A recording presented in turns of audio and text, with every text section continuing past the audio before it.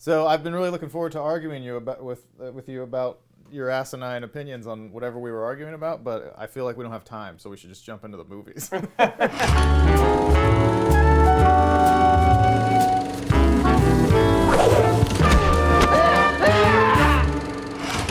Do we look more like we work in a bank or like junior level interns in Washington, D.C.? Where it's like, yes, sir, yes, sir. I wouldn't even give us DC credit. Like, I was just a junior interns at a Dunkin' Donuts. It's like we belong at the unemployment office where we're trying to get representation to get a job. I feel like I'm pretending to be an adult. This is what adults wear, right? Every day. So, American Psycho, Keith. American Psycho. This is one's gonna be tough for me. I'm gonna look bad. I'm gonna take an L on this one. I'm letting you know ahead of time. The general public? You mean just from the general public perception of you? Yeah. This one's gonna hurt my ego a little bit. But we should just start by saying this was another viewer recommendation from an old friend of mine named Derrick Brooke, who is a big fan of the show. Can't thank him enough for his support. He's always there to share and retweet, and he's really outspoken. He reached out to me this morning, ironically enough, unprovoked, reached out to me and said he was watching the Willy Wonka episode. I suggest you do the same, America. And he agreed. He agreed with me and said I had a lot of great valid points. So I said, I love when people agree with me. So thank you. Derrick's always been a moron. But thank you for this episode and your compliments. I appreciate the support. Please continue to watch. Yeah, Derrick, lead us into the film a little bit. American Psycho's number 3 on my top 10. That's why I picked it for you guys to talk about. I'm sure Ev's got a lot to say about it because it's one of those movies from, I know my experience of our childhood together growing up that I watched a lot. It was one of the first movies I saw that was just kind of really like crazy and out there. The movie itself has a ton of quotable lines, I'm sure, which Ev specifically one. I'm sure he'll probably quote that. I'm looking forward to kind of seeing your guys' banter back and forth about one of my favorite films. Well, thank you so much, Derrick.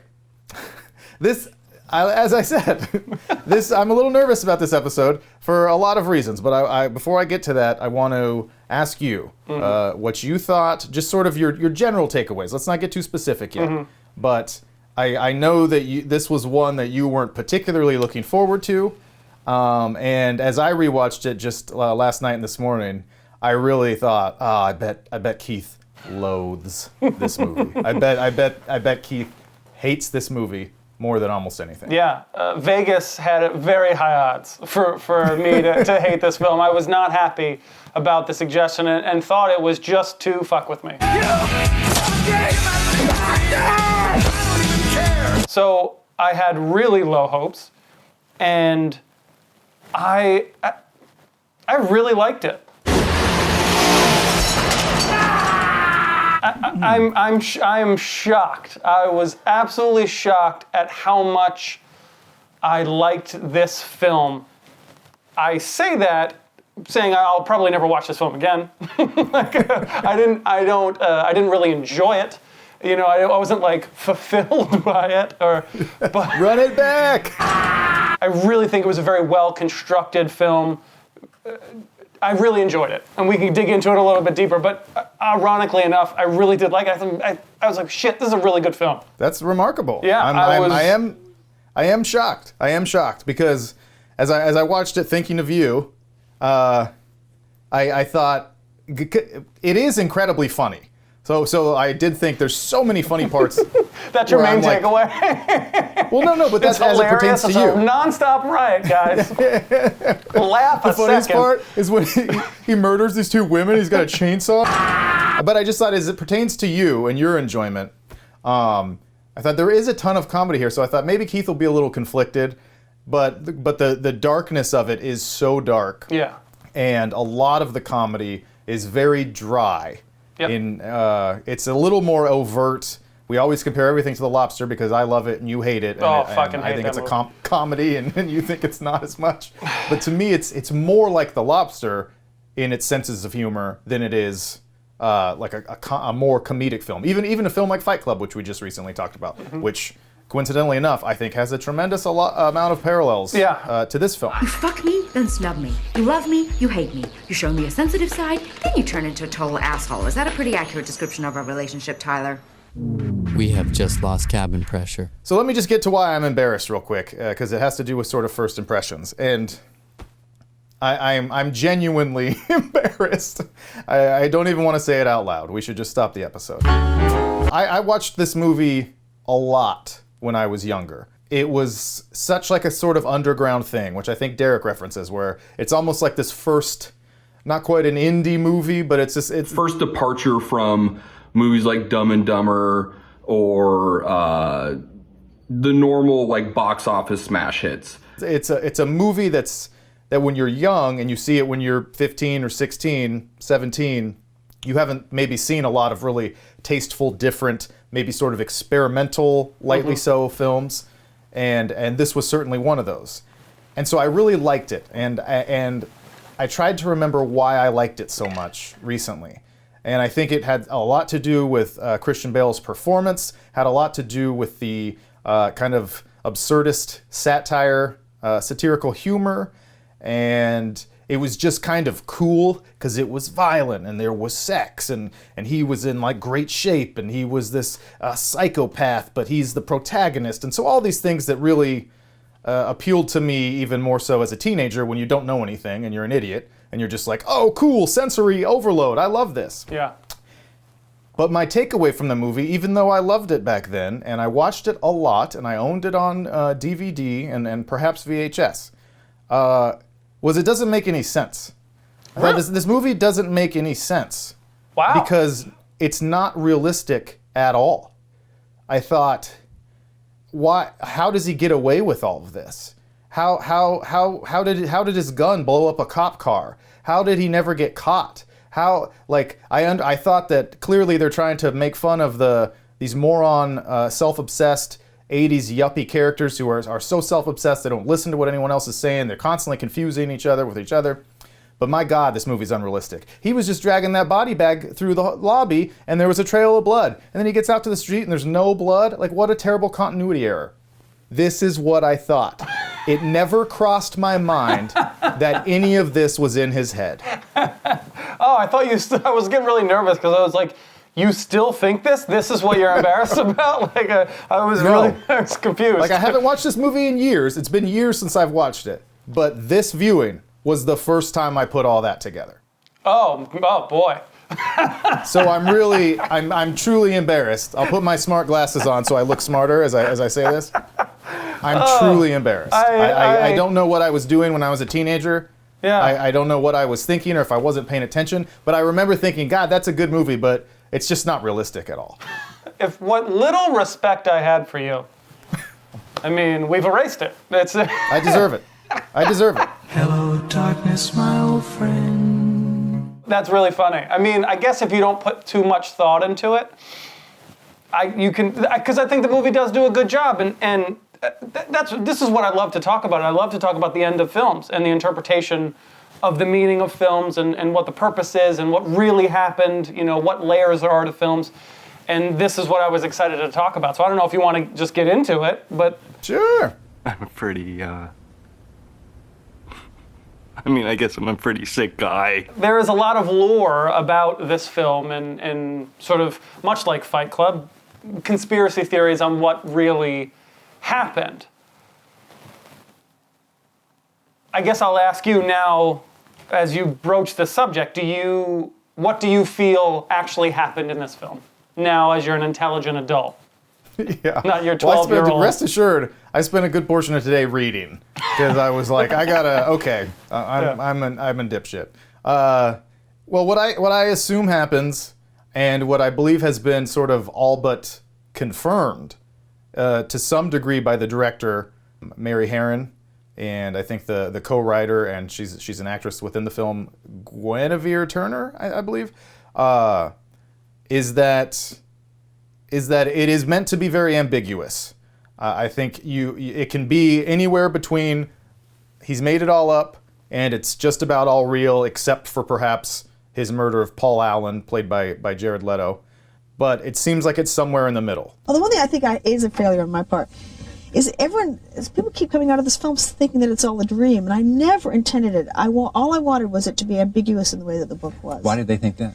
I think it's a failing of mine in the final scene that I just got the emphasis wrong, because I should have left it just more open-ended without wanting to give the plot away. It makes it seem like it's, I guess clearly, because people keep saying this to me, it makes it look like it was all in his head, and it's, as far as I'm concerned, it's not. I mean, she feels he's definitely a serial killer, and some of those murders are real, but a lot of them are not. And a lot of them are embellished by fantasy, and that's all the crazy shit that we...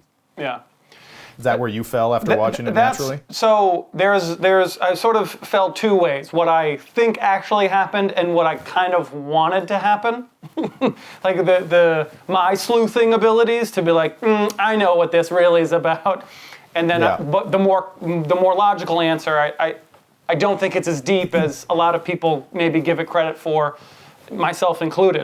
I do believe it's more of a commentary on the late 80s, I think it is at that time, or the 80s in general, and that type of person, and sort of being very satirical and embellishing and emphasizing what kind of dickheads and assholes these people were and how self-absorbed they are, and a little bit about consumerism and, you know, the image and the look being all that these people care about, so self-absorbed. Do you think Soho is becoming too commercial? Yes, I read that. That they would just miss a serial killer if it was right in front of them. Like, that's just like the metaphor of the film. What I kind of want it to be, as I rewatch it in my head, is that not only did he create all of those murders in his head, none of that was real, that he is not Patrick Bateman. He's not even Patrick Bateman. That he, along the way, essentially stole that identity, because everybody mixes everybody up. Like, nobody knows, no one really cares. It would be so easy for him to sort of slip in that he's actually some bum. Like, he's not even this rich, prestigious. Like, he just morphed into this and sort of took this reality, and then he doesn't even remember who he is anymore. I did it, Carl. I killed him. I'm Patrick Bateman. And I thought that was super kind of clever, but I don't think that's what really happened. But that's what I want to happen. Well, I think that's totally possible. I mean, that's totally possible. That's sort of the magic of an unreliable narrator, is that any of it could be wrong or fake or real or anything.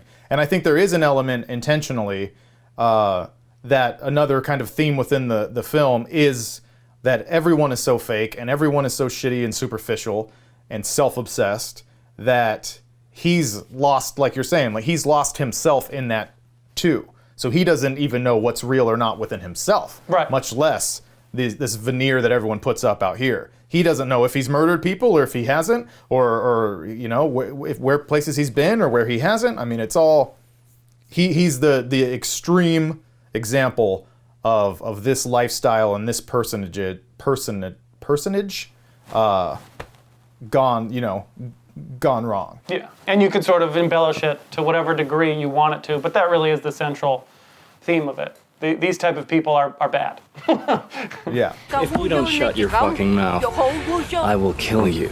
I think what has to be it's easily, I think, the driving force behind the film, but what has to be so many people's favorite things about this film and why it's such a kind of cult favorite that people seem to love and be drawn to in a big way, despite it being so dark and violent, is Christian Bale and Christian Bale's performance. And my first introduction to Christian Bale as well. And I just think he's brilliant in it. From the first, like the opening credits of him working out and doing his whole regimen and talking about his whole regimen, it's absolutely hilarious to me. In the morning, if my face is a little puffy, I'll put on an ice pack while doing my stomach crunches. I can do 1,000 now. I think it's a remarkable performance, but it comes with a caveat. Okay. And that caveat is, this is not an insult to Christian Bale at all, who is obviously a wonderful actor and incredibly versatile. And in the best fucking shape of anyone I've ever seen in this movie, just as an aside. People, we talk about Brad Pitt in Fight Club. Give me this. Well, I was going to say, who do you have? Him v. Brad Pitt? Bale? Give me Christian Bale's physique in American Psycho over really everyone. Wow. Because he's got some mass, too. Yeah, like, he's shredded. Bulkier. He's much bulkier than... Oh, he's got his fucking mass, dude. His butt, like, I'm just saying, his butt is like popping. That's tough for you. Give a dude to get all that butt and get that butt. I'll have it all.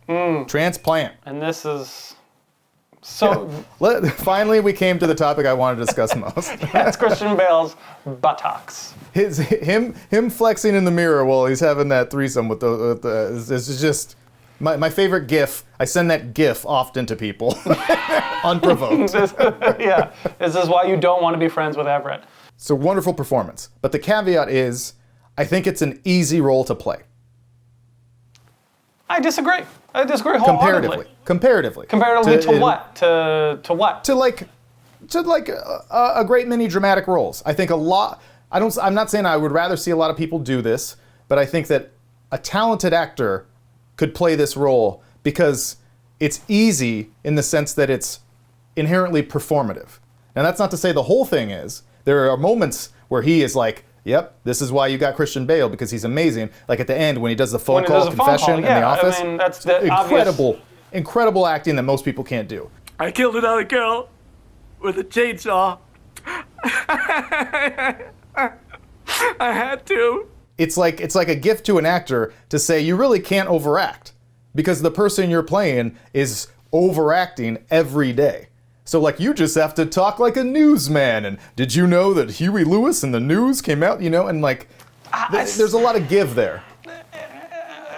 I disagree. I get where you're coming from, but I think you're selling it short. I think the only scene that you can say that to be true, because I do think there's nuance to everything else, except for the murder of the main guy, Jared Leto. I think they're undisputed masterpieces, hip to be square.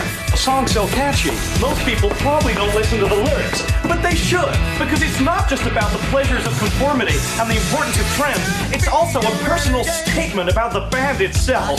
That I was almost thinking like, man, I kind of want to see Jim Carrey do this, because that's what it made me feel like. That's a Jim Carrey performance. He was so over the top with, and it made me laugh, and it was my favorite scene. Oddly enough, because he's so extra performative and so hopping around and just like it's super funny and that's the only thing that's like really pushing it in terms of performance. Everything else is fairly stoic. I think when he's going back and forth with the two prostitutes, I think Invisible Touch is the group's undisputed masterpiece.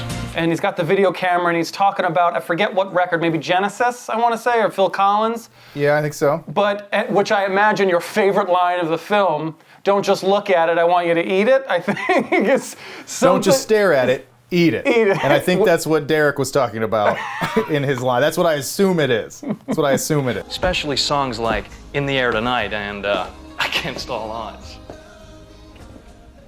Sabrina, don't just stare at it, eat it. Thank you, Derrick, for pointing that out. I assumed that as soon as I heard it, I was like, well, that's Eb's favorite line. He says that probably twice a day, I feel like. Just to strangers on the street. Totally out of context. Yeah. That's actually funny. You should start saying that to people like in the kitchen at the office when we're back after COVID. Like there's like an apple pie sitting out. Just be like, Alice, don't just stare at it, eat it. And just, it's a fun game for the future, kids. When you go to your offices again, just tell people not to look at things and start eating. But when he is going back and forth from that tone to what I think is a very different tone, but still under the same umbrella of like really eerie and creepy. You can practically hear every nuance of every instrument. Sabrina, remove your dress. Like I thought that was his art outside of the crying at the end. I thought that scene was his best work. I think you're not giving that enough credit. I'm not trying to take away any credit. I'm not trying to It sounds subtract like you any hate credit. Christian Bale. It's a wonderful Except for performance. his ass. It's a wonderful performance. Yeah, who cares how he's acting when he looks like that? It's a wonderful performance. I'm just saying the role itself is like, and maybe this is my selfish actor perspective, where I just think that would be a dream to play because you have a lot of give. There's a lot of forgiveness. Sure. So 80% of the role just requires you to like be really performative and then snap to really serious, which I think those are easier emotions to play. I don't mean that makes it less valuable. I don't mean that makes his work any less important. I just think, it's easier than doing a role like Casey Affleck in Manchester by the Sea, first movie that comes to mind, where his spoilers, or I think I saw it once. I think his family dies and he's just depressed all the time, and so every scene you're just like sad and depressed and morose. And yep, I suppose different actors have different strengths. So maybe some people are like, I wish I could just be sad the whole time. That's easy, but every day for me, kids. Yeah, Keith would nail it. I should be in Manchester by the Sea. Fuck. I feel like this film is terrible for the fact of how much this glorifies this type of behavior. We've talked about that a handful of times on other episodes. I think he's incredibly cool. Like, he makes this look fun and easy and cool, and I could see outrage coming from this film. Like, people watching this and be like, you can't just make it look, he looks awesome, he's handsome, he's got money, he's charismatic, he's tough, he's funny, he's everything, and a sociopath. Well, I think that's a really interesting takeaway, because as I was reading more too about what the director and the screenwriter was saying, is like they felt like they kind of, I don't want to say went out of their way, but put a lot of effort into making him kind of uncool, like trying to counterbalance that with the fact that everyone that knows his name thinks he's a total dork and a spineless loser, and that he's incredibly, cripplingly insecure, where he literally has a breakdown. He has breakdowns over business cards. Look at that subtle off-white coloring. The tasteful thickness of it. Oh my God. It even has a watermark. And things like that he's really socially awkward, that he's... I don't think he's socially awkward at all. Like, he charms the pants off of everybody. A lot of the time. When he's in his little foursome discussion groups with his buddies, he's kind of weird. I disagree that there's an effort made to make him seem uncool. I don't see it. One would hope that...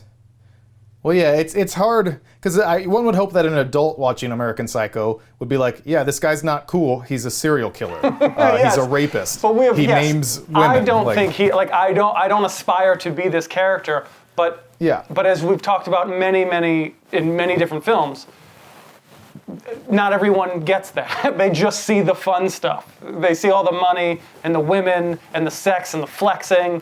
Like, you see, like, bros... I assume he'd be like a statue. If you took out the murder part, he'd be in every frat poster, ever. What I was thinking, well, yeah, particularly for teenagers, because teenagers are morons, and I don't mean that as an offense. I don't know how you we can't were morons too when we were teenagers. If you're under 25, you really don't know anything, and that's not an insult. Like, I realize I don't know anything compared to a 45-year-old. Age and experience really does matter. Anyways, you idiots. When I was 17, 18, and most of my friends who watched this movie and liked it, Derrick, you like Patrick Bateman because he is handsome and he's shredded, and the real thing, the real key that I think people want to like him, because he thinks he's better than everyone. Like, he feels separate, sort of alienated, because he's different and because he's so like cold and calculating and above everyone else. And I feel like I'm sure not every young person, or not every person, period, but to a large section of people, that's very attractive. That's very appealing. It was very appealing to me to think, even if this guy's a psychopath, a murderous psychopath, there's an appeal to feeling better than everybody. Like, he knows something you don't know, even if that is that he might kill you. Like being in on the know is very important. And I think that's why he resonates so much with as sort of like this dark fan favorite character. I hate that job anyway. See why you just don't quit. Because I want to fit in. I know Derrick in his video referenced the opening kind of sequence where he's getting out of bed and going through his morning routine, which is one of my favorite parts of the movie, and I think that's the part that also really makes people envy him a little bit, because everyone wants to have that kind of routine. To take care of themselves so well. Yeah, where you're just that obsessive. And when this movie came out, I remember, was right around the time of metrosexuality. Metrosexuals. Do you remember this? Phase? Yeah. I bought a lot of stock in the metrosexual movement. And so I really loved, like, oh, this guy's taking care of himself. He gets up, he works out, he's got a tanning bed, he's got all these different specific lotions and things that help him stay young and beautiful. And there was a certain appeal, this is probably too much information about my personal life, but a certain appeal to that detachment. So it's before he goes into all the murders, and obviously we're like, I don't feel that detached, but there was some level of like, you know, I'm so cold, I'm so unfeeling. And as like a post-pubescent boy, that felt really powerful to me, to be like, yeah, I don't have a heart. Like all these humans with their paltry emotions, you know what I mean? And I know that's stupid, and this is again why I say teenagers are stupid, because you can believe that wholeheartedly when you're 17 and think this is how life is. And then you're like, no, you're just trying things, you're just working it out. Yeah. But I think that's another reason. I don't think people think that's stupid. I think people are afraid of you now. I can't remember a visual metaphor for what a film is about. Sharper and clearer, swifter, conciser than this film's opening scene with the shower regiment when he is peeling off like that face mask. But there is no real me, only an entity, something illusory. And though I can hide my cold gaze, and you can shake my hand and feel flesh gripping yours, and maybe you can even sense our lifestyles are probably comparable, I simply am not there. Like that imagery mixed with what everything we've been talking about to this point, like it makes sense within both contexts of what it's trying to say perfectly. Like it's very seamless. Yeah. It didn't feel too heavy-handed. It's short, concise, powerful, meaningful. It's everything. I don't think, and it sets the stage for the film perfectly. We talk about universe building, or at least it's one of my biggest gripes in all of film, if you don't set the stage and the boundaries of this film early and often, and I think this film just nails it in a way that I don't think I've seen another film do. It doesn't come to mind. I'm sure there is. I'm sure there's plenty of examples. But when I saw that, I was like, holy shit, I get it, it clicks, and I wasn't like, oh, you're patronizing me. Like it just, the imagery, everything was just sharp and really well done. And from that moment, I was like, I'm gonna like this film. I'm just gonna like it. That's cool. It's incredibly well directed. Yeah. Well, we can't heap enough praise on her. It's an incredibly well directed film. My favorite shot is when they're in the back of a car or a taxi, and then I think it goes to a wider shot from the taxi through the windshield, and there's that divider that's just on his half. And so you see her crystal clear in the back seat, but his face is all like deformed almost in this like thick, foggy glass. Mm-hmm. And that shot is just every time I'm like, that's fucking brilliant. Like it's just beautiful, like this monster tucked in there, this nondescript monster. Mistletoe alert.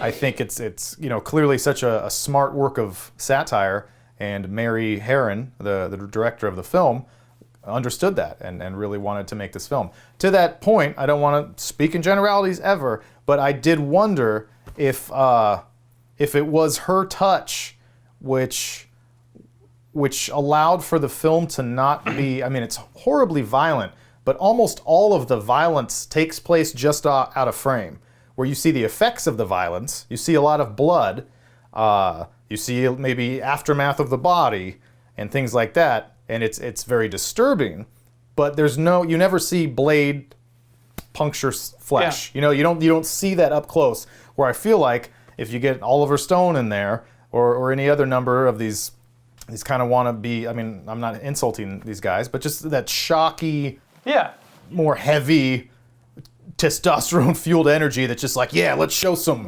murder and let's show some gore, and that would make it even less palatable, and the film toes that line really well. Yeah, but I think I'm willing to bet, I don't know her, obviously, but I'm willing to bet that's part of her touch to the film. I love things that are decisions that are warranted by the story. Yeah. And I feel like everything in this film was warranted, and not like overdone to assault the senses, as I think we've many times referenced. It wasn't like that. And that's when things that are that difficult become palatable. When everybody feels the purpose behind it. You say, I need to go through this part. I need to go through this because this is how this film is going. It's not just like you're force feeding me. It's not Saw, where we're just like, all right, we gotta take someone's eyeball out now because let's see some gross stuff to really get how gross he is. It's no, we know. We get it. Like, you don't need to shovel that down my throat. Particularly the scenes where he's murdering and assaulting those women after sleeping with them. I mean, I don't want any part of that. And again, a lesser director or a more, a far less subtle director would force in some really nasty shit that just would make that completely unwatchable. I mean, it's almost there as it is, but it's smart enough to stay off camera. Yeah. What made me really, really like the story, it just makes me sound terrible, but about the story of the film is it had tension building. I don't think that it was classified as a horror film, which I think is misgenred, miscast. I don't think it's a horror film. I think it's a thriller. It's a suspense. It's because there's a lot of times. One time in particular that jumped out at me, the instance where he comes behind the girl with the nail gun. I guess you could say I just want to have a meaningful relationship with someone special. Where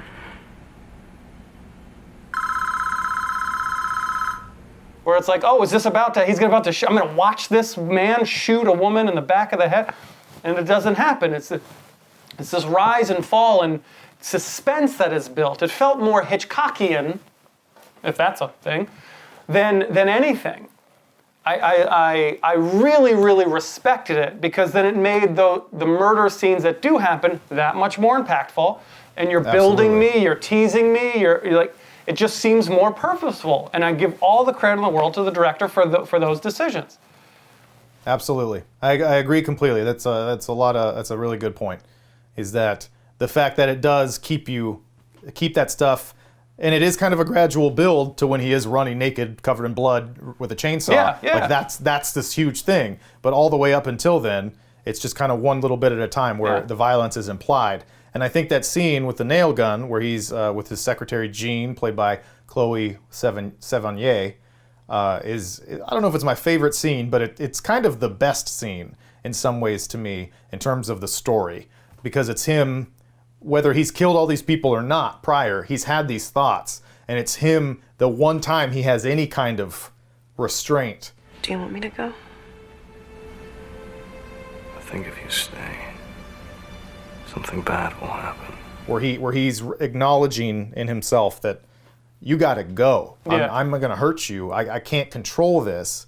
And there is something powerful to that, thought-provoking about that, even though he is such a monster that you're like, good for you, man. Like a small victory, But it is impactful. Those are the best type of scenes always when the audience knows something a character or several characters don't.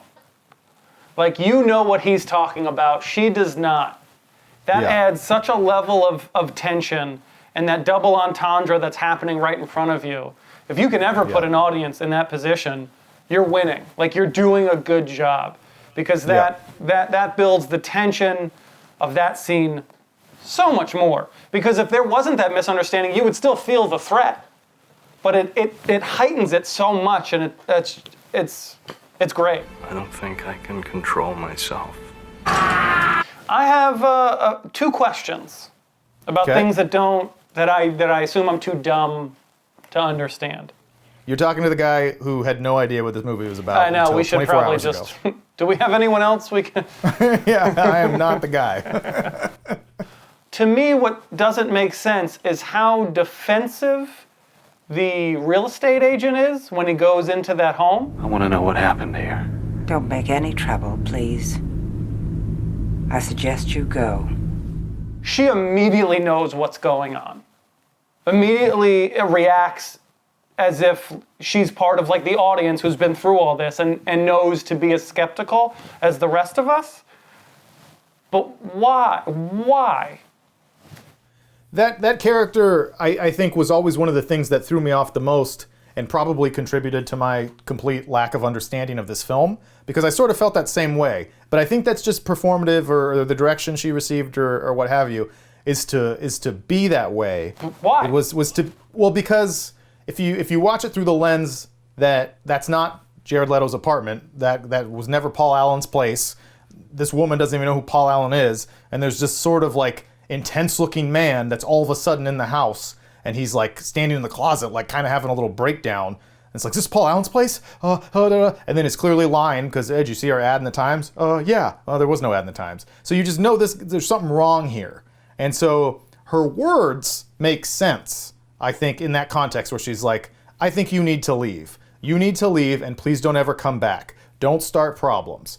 Please leave. Like, that's basically just what she's saying. She's doing it in a way, and it's shot in kind of a way that makes it seem a lot more like eerie and meaningful than that interaction needs to be. Yeah. But that's just a choice, I think, to accentuate the ambiguity. Like, you know what I mean? Yeah, I mean, yes. But then if that's the real answer, I feel like that's cheap. That feels like now you're purposely misleading the audience. Yeah. And I don't like that. Like, I don't like... That character should react how that character should react. Don't force them in a direction that's going to make me change my mind. Because I can do that at any point. You know, like you can do that as a director at any point. I agree completely. But in defense, an imaginary devil's advocate defense, is that part of that might be his perception, right? Because if he's there, we could be seeing some of this through his eyes. Right. Through his warped perception. And that really she is just saying normal things, but he's imagining it in this really intense way. Yeah. But that's also a get out of jail free card. I mean, yeah. It's like it just kind of pisses me off a little bit. Like, oh, it's in his head, me. Yeah. Well, I think that's probably why a lot of these sorts of movies that are super ambiguous to the nature of what's real and what's not real aren't for everyone. And it's not to say that movies that are good like this one are perfect. They could be a miss, but it could also be very, very intentional. And there's just little nuances to it as well. One of my favorite parts about it is how he's always talking about, his excuse when he wants to get out of a situation is he has to return some videotapes. Yeah, there's a lot. I mean, there's endless quotes, and I think particularly the first act before it starts getting really gruesome is just hilarious. I mean, all the back and forth between all the Wall Street bros and their vapid girlfriends and just all that stuff. Just say hypothetically, okay, what if they have a good personality? I know. There are no girls with good personalities. And to Derrick's point, he brings up in the video too the line about I have to go return some videotapes. That was always probably maybe my favorite part of the movie, the favorite recurring line. That's his just built-in excuse. Like he just thinks that always works. You know, like that no matter what the situation is. And the best one is at the end when he's breaking up with Reese Witherspoon at the table, and she's like, "Where are you going?" He's like, "I'm just leaving." And she goes, "Where?" And he just kind of leans in and goes, "I have to return some videotapes." Like it's just like this. It's gonna always get him out of trouble. I think that was my MySpace headline for a little while. I have to go return some videotapes.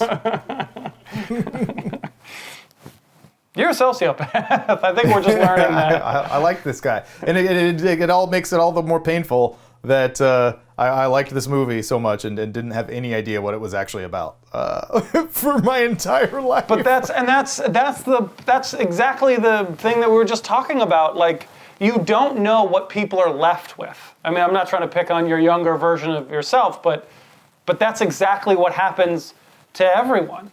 You know, everyone, you as the artiste, you put this out there, and you don't know what people will glean from it. You don't know how it will hit someone and how it will resonate and what they'll take away. So you ask 10 different people, you ask 100 different people, they'll give you 100 different answers. I just think that's fascinating to me just in general. It's why I love film so much, because it can touch people in ways you didn't know you could touch them. And I love touching people.